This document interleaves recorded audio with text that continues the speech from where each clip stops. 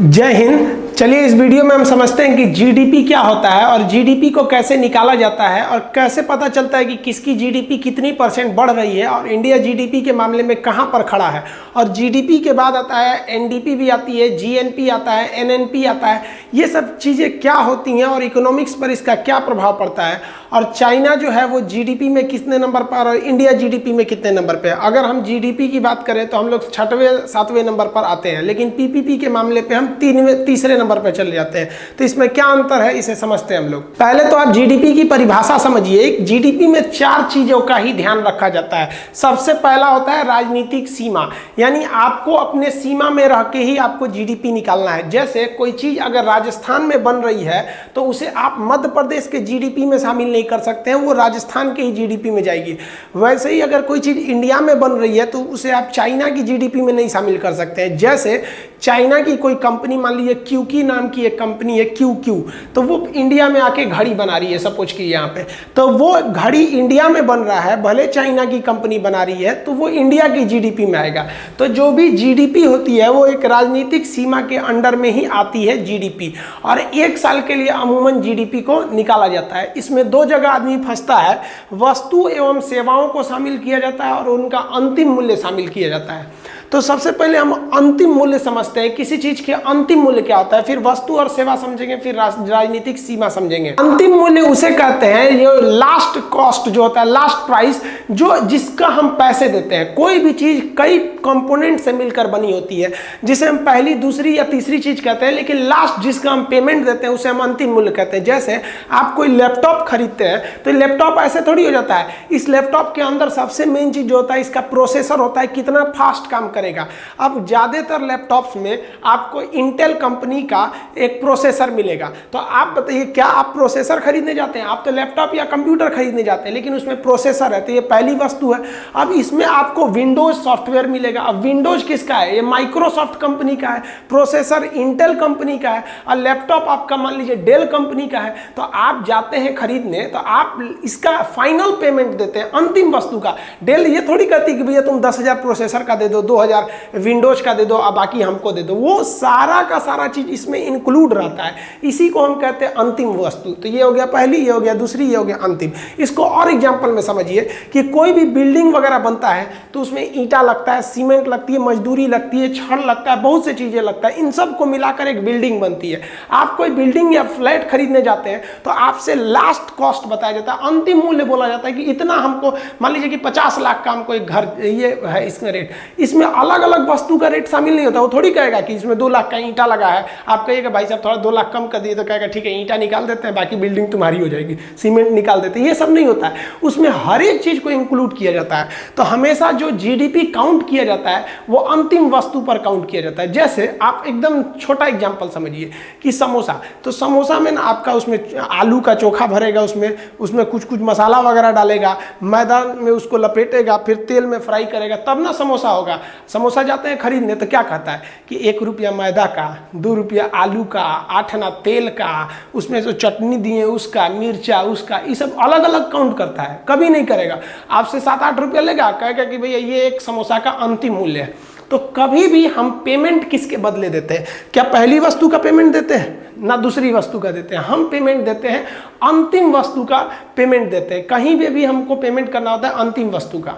तो जीडीपी का जो अंतिम वस्तु है आप समझ गए। अब समझते हैं वस्तु और सेवा किसे कहा जाता है। देखिए वस्तु उसे कहते हैं कि जब पैसे के बदले हमें कोई सामान मिलता है जिसे हम छू के देख सकते हैं, उसे वस्तु कहते हैं। और पैसे के बदले जब हमें कोई सामान ना मिले तो हम उसे कहते हैं सेवा। जैसे आप हमसे पढ़ने आते हैं तो पैसा दे के क्लास में बैठते हैं और पढ़ के चले जाते हैं, आपको हाथ में उठाकर ले जाने के लिए कोई सामान नहीं मिलता है, सीधे दिमाग में चला गया, तो उसे कहते हैं सेवा। तो जब कभी पेमेंट के बदले कुछ ना मिले बल्कि आपको फील हो कि नहीं हमें मिल गया, तो उसे कहते हैं सेवा।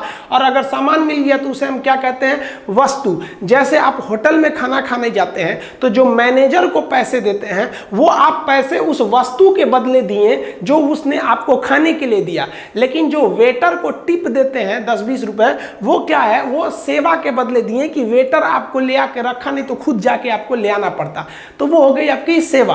इंडिया में अलग अलग टाइप की वस्तुओं का निर्माण होता है, जैसे कार वगैरह का निर्माण हो गया, इलेक्ट्रिक सामानों का निर्माण हो गया, बिजली घर, कोयला, सीमेंट फैक्ट्री हो गया, मोबाइल बनते हैं, कैमरा बनता है, हर एक चीज के बनते हैं सब। आपके बिल्डिंग इक्विपमेंट में कुदारी, मान लीजिए करनी, बसूले, सब चीज बनते हैं सब यहाँ पे।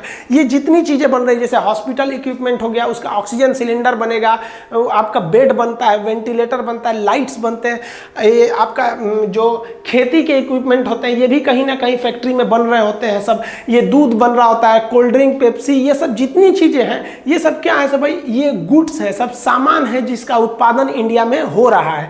जैसे कपड़ा का उत्पादन हो गया, खेलने वाली चीजों का उत्पादन हो गया, ये सब क्या चीज आ जाते हैं, सब गुड्स हो जाते हैं सब। अब हिंदुस्तान में करोड़ों चीजें बनती हैं सब, इसका ही हिसाब रख लेना जीडीपी कहलाता है। तो जीडीपी में हम केवल वस्तु को तो शामिल करते हैं, साथ ही साथ हम सेवाओं को भी शामिल कर देते हैं। सेवा में देखेंगे तो जितना भी ट्रांसपोर्ट है वो सेवा तो करता है, पैसा लेता है, हमें कुछ देता थोड़ी है। एयर इंडिया के जहाज में बैठेंगे तो क्या जहाजिया दे देगा आपको, दिल्ली से उठा के आपको लखनऊ छोड़ देगा कि पूरा जहाज दे देगा आपको। ट्रेन हो गया, बस हो गया, कोई भी ट्रांसपोर्ट हो गया, वो क्या है, सेवा है, पैसा लेके बदले में हमें यहाँ से वहाँ पहुँचा देता है। बैंकिंग, LIC क्या है, सेवा है। स्कूल, कोचिंग, ये सब की सब क्या है, सब सर्विस सेक्टर है, सब सेवा का चीज हो गया आपका। जितने भी टेलीकॉम कंपनी है, जियो है, आप कहते हैं हेलो तो आपको क्या पहुंचा देता है यहाँ से वहाँ, केवल आपकी आवाज़ को पहुंचा देता है और आपके काम को आसान कर देता है। हालांकि हम सेक्टर्स पे एक अलग भी वीडियो बनाए हैं कि कितने सेक्टर्स के इंडस्ट्री होते हैं, तो ये भी सेवा सेक्टर होता है। ब्यूटी पार्लर में भी देखते हैं ना, यहाँ पे कोई चमगादड़ घुसती है, परी बन के निकल जाती है, तो ये क्या करता है, सेवा बन कर देता है उसका, एकदम बढ़िया से उसका कलर वलर बदल देता है, खूब मेकअप वेकअप करके। सैलून भी क्या है, वो सेवा है। जिम भी क्या है, सेवा है। तो जीडीपी में आप अंतिम वस्तु समझ गए, हमें किस चीज का प्राइस जोड़ना है, अंतिम वस्तु का, और किस किस चीज का। तो वस्तु और सेवा का अब आप सोचिए कि अकेले जियो कितना करोड़ कमाया, एयरटेल कितना कमाया, अमूल दूध वाला, सुधा दूध वाला, सोनी कंपनी वाला, अब बताइए कितनी कंपनियां हैं, वो कितना पैसा कमा रही होंगी। उन सारे के सारे को जोड़िएगा तो आपका क्या आएगा, इंडिया की जीडीपी निकलती है। अभी और कुछ है जीडीपी में, आप समझते हैं राजनीतिक सीमा, एक साल तो समझ में आ ही गया होगा कि साल किसे कहा जाता है। राजनीतिक सीमा क्या होता है, देखिए ये जो नक्शा दिख रहा है ये हमारा भौगोलिक सीमा है, भूगोल के हिसाब से।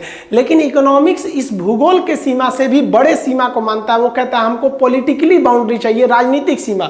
जैसे कोई यहाँ पर मछली पकड़ने चला आया तो ये इसकी राजनीतिक सीमा है। मान लीजिए यहाँ से कोई पेट्रोल निकाल रहा है, मछली पकड़ने वाला क्या हो गया, राजनीतिक सीमा। कोई यहाँ समुद्र से पेट्रोल निकाल रहा है तो ये हमारे भौगोलिक सीमा में नहीं है, लेकिन हमारे राजनीतिक सीमा की वजह से भी ये हमारी ही जीडीपी में आएगा।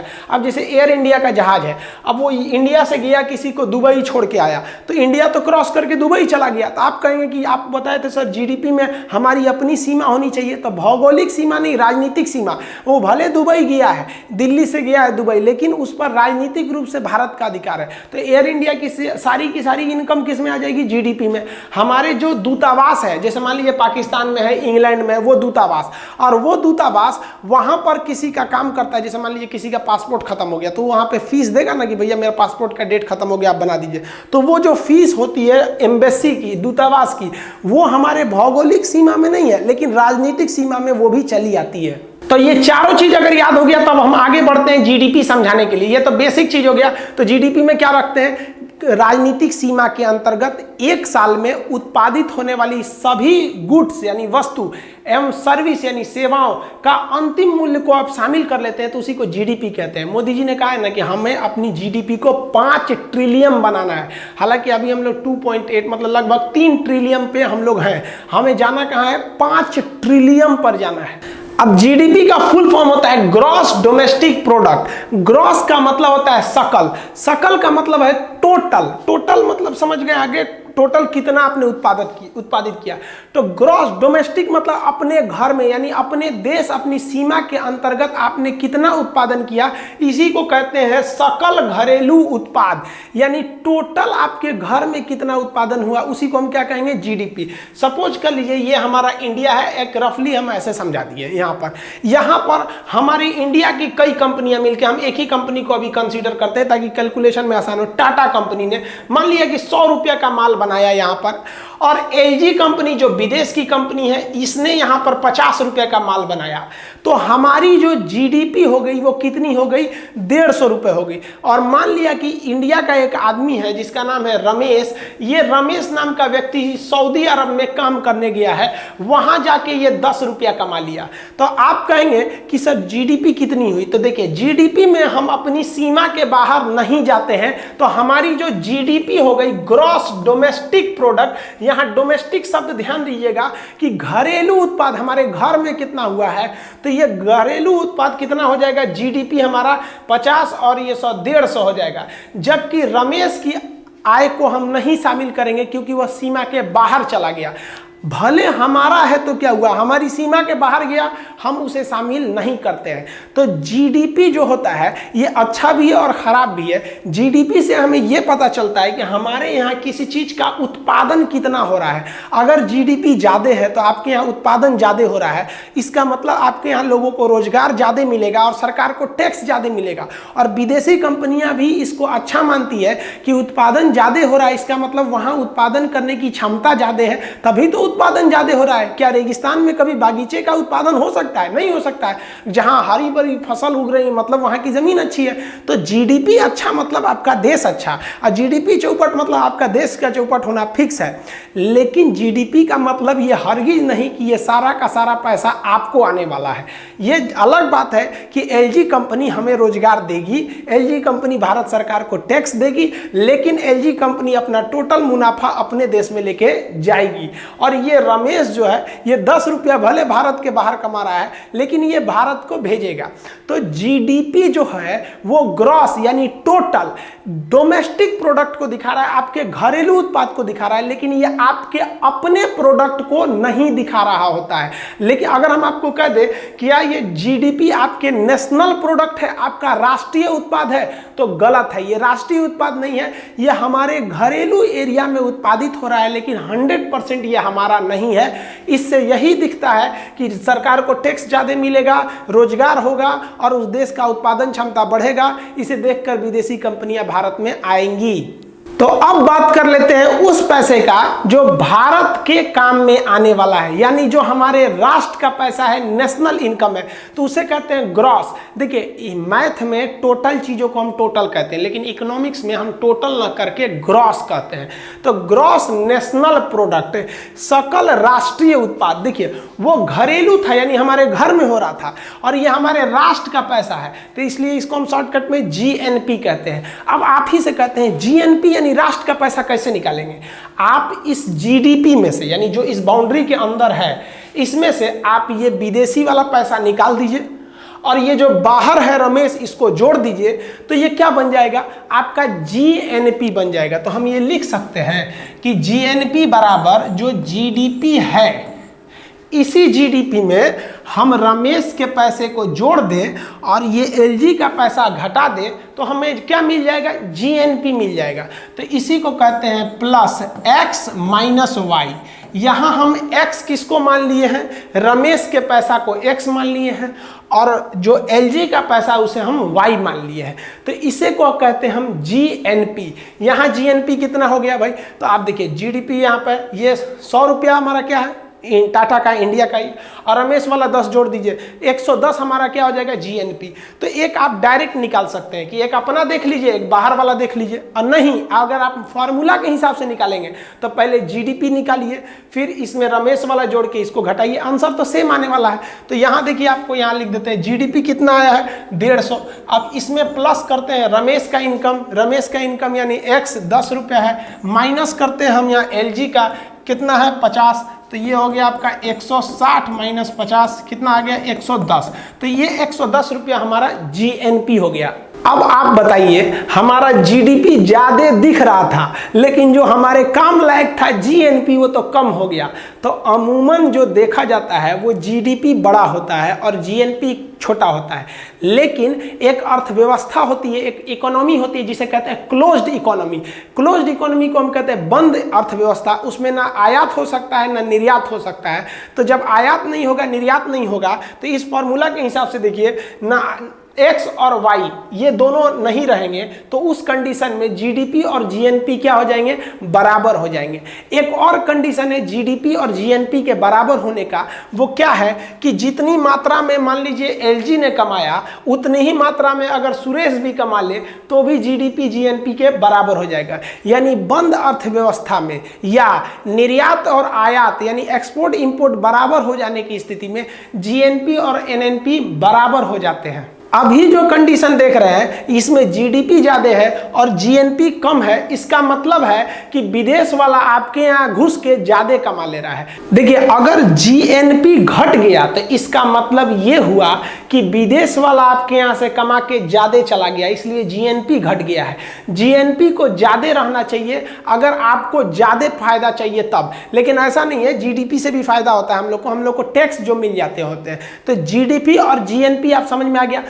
जैसे हम आपको एग्जांपल देते हैं, आप बताएंगे जो जियो है, रिलायंस जियो, ये जो जितनी चीज सर्विस का जो उत्पादन कर रहा है वो किस में जाएगा, वो इधर से तो जीडीपी में जाएगा ही जाएगा, साथ ही साथ वो जीएनपी में भी आएगा क्योंकि वो इंडिया का नेशनल चीज है। लेकिन अगर आप वोडाफोन की बात करेंगे तो वोडाफोन हमारे जीडीपी में जाएगा लेकिन वो हमारे जीएनपी में नहीं आएगा। तो जीडीपी जीएनपी में आप खुद से डिसाइड कीजिएगा कि कौन सी कंपनी जीडीपी में तो जितनी कंपनी आप इंडिया में देख रहे हैं सब आएगी, लेकिन उसमें से आप छांटिए जो इंडियन होंगी वो कहां चली आएंगी, सब जीएनपी में आ जाएंगी सब। अब इसमें एक नया चीज आता है, आप जीडीपी में देखेंगे तो इससे भी आता है कि एनडीपी, और जीएनपी में देखेंगे तो इसमें भी आता है एनएनपी, यानी दोनों चीजों के पहला अक्षर जी को हटा के वहां एन लगा दिया जाता है, यानी नेट पर वैल्यू क्या होती है। तो देखिए नेट किसको कहा जाता है, जैसे मान लिया कि हमने किसी चीज का उत्पादन किया, जैसे एलईडी बल्ब का उत्पादन किया, 10 एलईडी बल्ब का उत्पादन किया, लेकिन उसमें से एक एलईडी बल्ब फ्यूज निकल गया और एक एलईडी बल्ब कहीं गिर कर टूट गया, यानी दो मेरा बर्बाद हो गया, तो इसे हम डिप्रेसिएशन कहते हैं। तो दो ठो जो बर्बाद हो गया ये हमारा जो ग्रॉस प्रोडक्शन था, टोटल उत्पादन था, वो तो था 10 एलईडी बल्ब का, लेकिन टूट फूट हो गया 2 ठो का, तो नेट प्रोडक्ट नहीं है। अब हमको नेट मेरी वैल्यू आएगी केवल 8 एलईडी बल्ब के बराबर। देखिए अब नेट वैल्यू कैसे निकालते हैं, जैसे यहां जीडीपी है तो ये ग्रॉस वैल्यू है यानी टोटल है, नेट वैल्यू नहीं है। नेट निकालने के लिए जी हटा के वहां एन लिखना पड़ेगा। तो एनडीपी क्या होता है, नेट डोमेस्टिक प्रोडक्ट। तो यहां मान लीजिए कि टाटा ने बनाया था यहां पे आपका 100 रुपए का सामान और एलजी ने बनाया था 50 रुपए का, टोटल आपकी जीडीपी हुई थी 150 रुपए की, और पता चला इसमें 10 रुपए का सामान टूट फूट गया। तो आप यहां पे इसमें से 10 रुपया माइनस करिएगा तो आपकी टोटल एनडीपी कितनी हो गई, 10 रुपये आपको माइनस करना पड़ेगा डी की वैल्यू। तो जीडीपी थी आपकी 150, 10 रुपए का सामान टूट गया, आपकी एनडीपी कितनी हो गई भाई, आपकी एनडीपी हो गई 140 रुपए की। अब इसमें से भी देखिएगा तो ऐसा भी तो हो सकता है कि टाटा का 8 रुपए का सामान टूटा होगा और एलजी के 2 रुपए का सामान में टूट फूट या मशीनों में घिसावट आई होगी, तो टोटल हमने डी की वैल्यू कितनी लगाई थी, 10 रुपए। तो यहां पे आप बताइए जीडीपी तो 150 था, लेकिन एनडीपी जो टूट फूट निकालने के बाद नेट वैल्यू आया था, यानी शुद्ध घरेलू उत्पाद, नेट को बोलते हैं शुद्ध, वो कितना आ गया 140। और अगर हम यहीं इधर कह दे कि नहीं इधर भी बताइए जीएनपी में भी टूट फूट निकाल कर नेट वैल्यू निकालिए, तो नेट वैल्यू में हम क्या करते हैं, मूल्य ह्रास घटा देते हैं यानी डिप्रेसिएशन। अब आप बताइए इसमें क्या किए थे कि हमने जीडीपी में से हमने किसको निकाल दिया था, जीएनपी कैसे निकाला जाता है, टोटल अपना वाला यानी टाटा वाला निकाल दीजिए और रमेश वाला। अब देखिए टाटा का यहां पर इनकम कितना था भाई साहब, 100 रुपए, तो टाटा का था 100 और रमेश का कितना था 10, तो टोटल हमारा जीएनपी कितना आ गया 110। लेकिन रमेश वाले में तो किसी भी प्रकार का मूल्य ह्रास यानी डिप्रेसिएशन टूट फूट नहीं हुआ, लेकिन टाटा का सामान कितना का टूट गया था 8 रुपए का। तो फिर यहां पर डी की वैल्यू कितनी आ गई है 8, तो यहां जीएनपी कितना है 110 और 8 टूट फूट है, यानी यहां पर कितना आ गया आपका जीएनपी 102 रुपए आ गए यहां पर। तो ये मूल्य ह्रास यानी डिप्रेसिएशन अगर आप घटा देते हैं तो उसे हम शुद्ध वैल्यू या नेट वैल्यू कहते हैं। ये दोनों में शुद्ध वैल्यू निकाला जाता है, जीडीपी साइड से भी और जीएनपी साइड से भी निकाला जाता है। दोनों के लिए फॉर्मूला एक कि टूट फूट घटाइए। यहां हमने 10 रुपये टूट फूट को घटाया क्योंकि 2 रुपये के टूट फूट एलजी में हुआ था और टाटा में हुआ था, लेकिन यहां हम केवल 8 रुपये ही घटाए क्योंकि जीएनपी यानी नेशनल प्रोडक्ट में हम तो एलजी वाले को शामिल ही नहीं किए तो उसके टूट फूट को क्यों शामिल करेंगे। तो आप ये समझ गए कि कितने टाइप के होते हैं। यहाँ 4 चीज आप समझे, जीडीपी, जीएनपी, और दोनों का शुद्ध वैल्यू यानी एनडीपी और एनएनपी को आप समझे, चारों टाइप को। अगर आप भारत की जीडीपी की बात करेंगे तो ट्रिलियम में होगा। ट्रिलियम कैसे, देखिए ध्यान से, अंग्रेज जो इंग्लिश पद्धति होती है, हम लोग तो 2 जीरो को फॉलो करते हैं, वो लोग 000 को फॉलो करते हैं। यानी 3 ठो अगर जीरो आप बना दिए यहाँ पर तो आप समझिए कि ये 1000 वैल्यू है 3 जीरो पर। 3 जीरो और लिखिए तो ये 1000 के बाद एक ही बार किस में चला जाता है, मिलियन में। और 3 जीरो कर दीजिएगा तो ये चला जाएगा बिलियन में। और 3 जीरो कर दीजिएगा तो ये चला जाएगा ट्रिलियम में। तो ये ट्रिलियम होता है, इतना ही। अब हमको अपनी जीडीपी कितनी करनी है भाई, तो हमको जीडीपी करनी है 5 ट्रिलियम करनी है, 5 ट्रिलियम। तो 5 ट्रिलियन डॉलर जीडीपी करने में अभी बहुत ज्यादा टाइम लग जाएगा। तो अभी यहाँ देखिए हम लोग की जो जीडीपी आगे अटकी है वो 6वें या 7वें स्थान पर रहती है, क्योंकि दोनों में ज्यादा का अंतर नहीं है। हमसे थोड़ा सा नीचे है फ्रांस, कभी फ्रांस आगे चला जाता है तो कभी हम पीछे चले जाते हैं। अभी फ्रांस हमसे थोड़ा सा आगे निकल गया है जीडीपी के मामले में। अब उसके कई रीजन थे जो जीडीपी में आगे निकल गया। देखिए इस जीडीपी में हम लोग का जो यहाँ पे जीडीपी आपको दिख रहा है लगभग 3 ट्रिलियन डॉलर की। तो ये जो जीडीपी में आप भी बताइए, जितने चीजों का आप यूज कर रहे हैं वो कहीं ना कहीं बनी होगी और जीडीपी में जुड़ गया होगा, उसकी वैल्यू जुड़ गई होगी।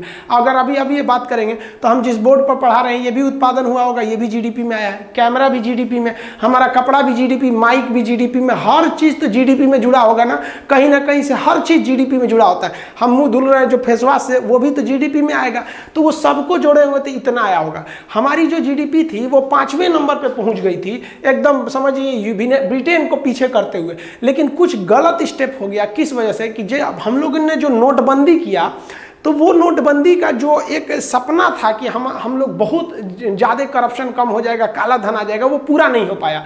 और इस नोटबंदी का नतीजा ये हुआ कि जितने भी एमएसएमई उद्योग थे, इस एमएसएमई बहुत महत्वपूर्ण भूमिका निभाते हैं। अगर हमसे कोई कहे कि भारत को बर्बाद कैसे करना है तो एमएसएमई को बर्बाद कर दो, और भारत को आबाद कैसे करना है तो एमएसएमई को आबाद कर दो। इसलिए मोदी जी भी सुने होंगे, अभी हाल ही में निर्मला सीतारमण ने एमएसएमई के लिए अलग से घोषणा किया था। तो ये एमएसएमई छोटे व्यापार को कहा जाता है, जिसमें छोटे मोटे उद्योग आते हैं, जैसे कहीं कलम बन रहा है, कॉपी बन रहा है, आइसक्रीम, कुरकुरे, ये सब मास्क बन रहा है, छोटे मोटे कपड़े का उद्योग है। आप ज्यादातर एमएसएमईज का ही यूज करते हैं। जितने छोटे मोटे चीज होते हैं वो एमएसएमई इंडस्ट्रीज के अंतर्गत आते हैं, जिसे हम लोग कहते हैं इस माइक्रो, स्मॉल एंड मीडियम। इसका सेपरेट वीडियो हम डिस्क्रिप्शन में लिंक दे देंगे, उसको आप जरूर देखिएगा एमएसएमईज को। तो नोटबंदी की वजह से ये एमएसएमई उद्योग पूरी तरह से बर्बाद हो गए, क्योंकि ये ज्यादातर बिजनेस कैश में करते थे। और जैसे नोटबंदी हुआ था नवंबर में, तो 4-5 महीने तक पूरी तरह कैश की कमी आ गई थी। अब ये लोग जैसे अपने को थोड़ा बहुत सुधारते बेचारे एमएसएमई ने, कि तब तक ठोक दिया लोगों ने जीएसटी।